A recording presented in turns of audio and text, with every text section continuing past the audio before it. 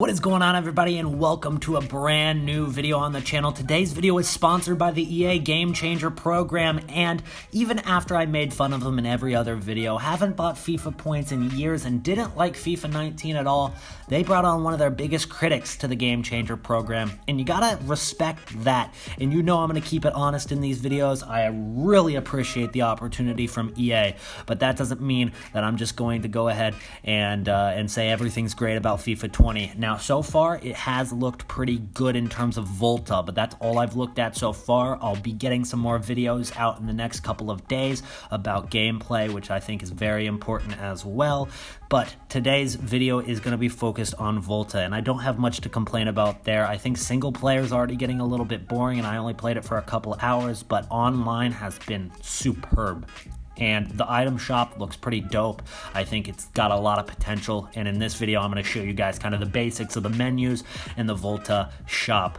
But what you guys might already notice is that my mic quality isn't as good as normal. My video quality is not going to be as good as normal. The video effects and GFX not quite as amazing because I'm here in Germany. I'm with a terrible laptop that's just been giving so much stress that I've wanted to pull my hair out, but I'm not. I'm going to get this video out. I'm going to stop panicking, and I'm going to hopefully stop stressing soon. But if you guys appreciate all the travel, the stress, the hard work that's been going into these videos, make sure to drop a like on it. That's all I ask in return. And maybe go ahead and comment down below what your most favorite thing you're expecting in FIFA 20 is. And anyways, go ahead and enjoy. What is going on, everybody, and welcome to a brand new video on the channel. Today, we are going to be looking at the Volta menus with the new item shop in FIFA 20. Now, I've played a little bit of Volta here at Gamescom, and I've got a good feel for it now. But today's video is not going to cover that. Today's video is going to cover the new features within the mode, including the Volta shop. So let's get right into it. As you can see right now, I'm scrolling across some of the t-shirts that you can wear. You can wear some long sleeve, some short sleeve, all that good stuff. And you get these shirts by unlocking Volta coins. Now, on Gamescom, the accounts there, I had pretty much unlimited Volta coins. Now, the difference is you're going to have to earn those throughout your games, throughout the story mode, throughout the tour and the league. I believe you can get Volta coins. I'm not sure the exact values for league and tour because I haven't played those yet. However, I have played the Volta story mode, and it has been pretty good so far. Now, I'm not just saying that because, you know, EA flew me out. It's like, hey, say it's a good game. That's not what this event is about. I'm going to give you guys all my honest opinions about absolutely everything. I'm the same person that hasn't bought FIFA points in years, and EA still brought me out, which I respect. They brought somebody very critical to their game, like me, out. You know, they have been really talking to people critical about their game to actually make it better, and that's a lot on Corey and Zaro, on the community manager part, Tom Kalefi, gameplay producer. So it's been a lot on their part making this game better than it was in FIFA 19, which personally was maybe my least favorite FIFA in terms of gameplay. Probably my least favorite in terms of gameplay for sure. And then overall, maybe not my least favorite FIFA, but definitely not a good one.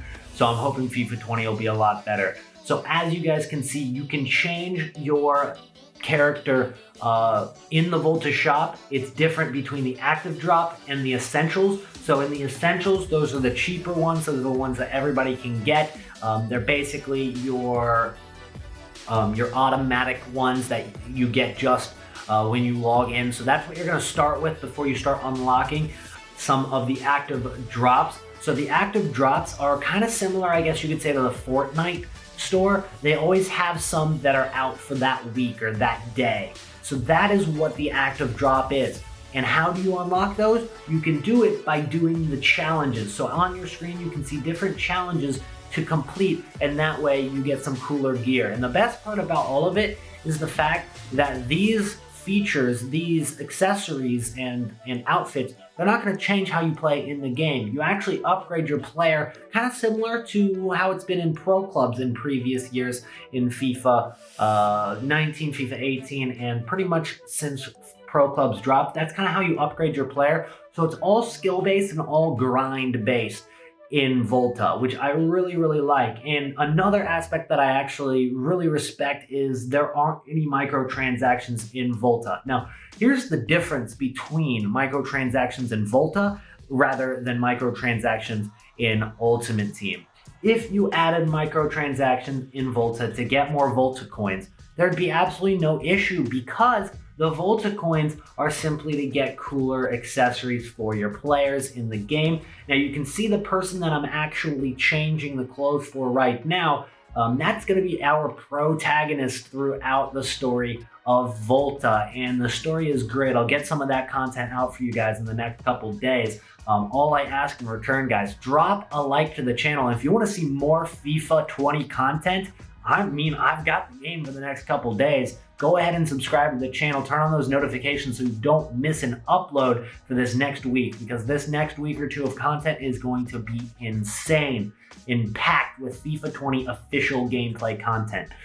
With what we are updating right now, however, we are updating the protagonist, which their name, I believe, her name is Reva. And the coach's name, I can't remember, but the coach is one of the better players on the team in the story. And then the antagonist is the guy, the bigger guy. I believe he was the player from Mexico, and he's the antagonist. But you can also update his clothes. And then once you lose certain players or gain certain players, you can add different clothes to them. But let's say you went ahead and bought something because you think it looked good on one person, but it doesn't look good on another, then you can't refund it. You actually still get that item, and you can use that item on a different player, but you can't get the money back for the item because you bought it for that player. So let's say you traded a player, got rid of somebody on your team, then or that person left, you really kind of get screwed a little bit. So be careful with what you do buy in the Volta shop. And I'm sure you guys have been paying attention to the gameplay on your screen. I'm actually post commentary on this because I was talking through a Turtle Beach headset, and we were in a room with a ton of people, and I tried to record it there, but the audio was terrible. So that's why we're not getting any gameplay audio here. I tried to record both the mic audio and the gameplay audio, and it just didn't come out well. So I thought post commentary would probably be better. Plus you guys get the face cam, you get to see my beautiful face. But there's different things you can actually edit in the Volta shop. Shoes, tattoos, shorts, pants, joggers, trainers, whatever you call them. The socks, you can get long socks, you can get short socks. I went with the short socks here. You can literally get freaking short shorts just like that. I didn't go with the short shorts, but you could if you wanted to. And you can go up top, you can go hoodies, you can go jackets, you can go with just tank tops, short sleeve shirts, long sleeve shirts, pretty much anything there. And then there's also headgear as well. So you can get beanies, hats, stuff like that.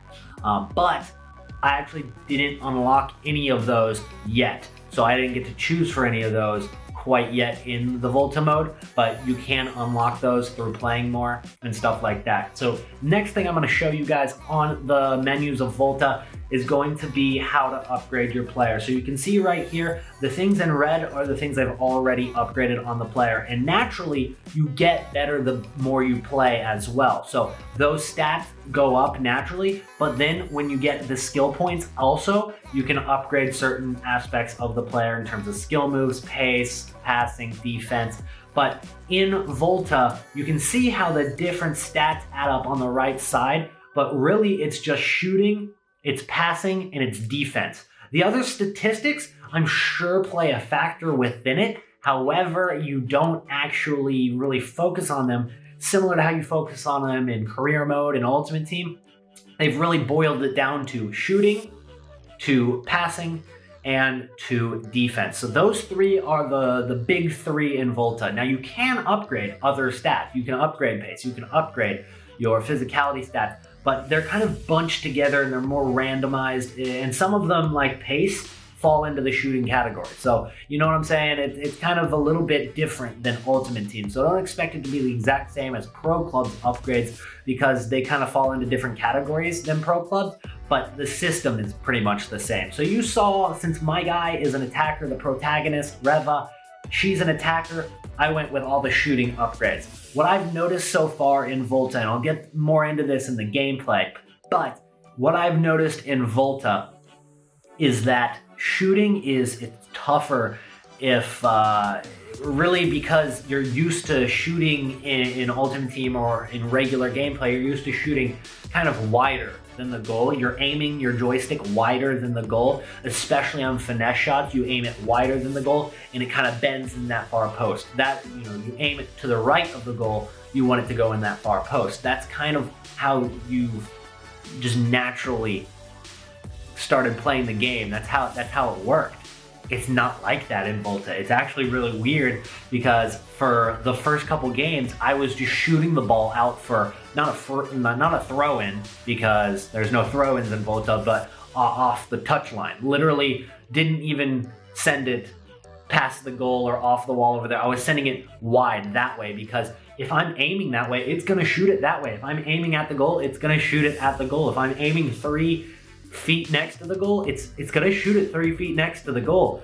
It's so like different, and I like it. Like in a way, the negative is I'm gonna have to get used to it because it's definitely not something I'm used to. But the positive is you have more control over it. It's not as automated. It's more manual. You're really more in control of your shot, which hasn't been the case for years and years of FIFA. So I think that's a plus overall. Now, the last thing I'm gonna show you guys is the squad. You can see the different players in the team right there. So this is editing the story mode right here. So you can see the different players. On the bench is actually our antagonist, the Snake, down there, 66 rated midfielder. And then the other players in the team, I'm not gonna spoil anything for the story quite yet. We'll go ahead and show you the story because I've got it recorded. I've got some of it recorded. And yeah, that's basically the team. You can swap out players. You can do 3v3, 3v3 rush, 4v4, 4v4 rush, 5v5, all that good stuff. But that's gonna be it for today.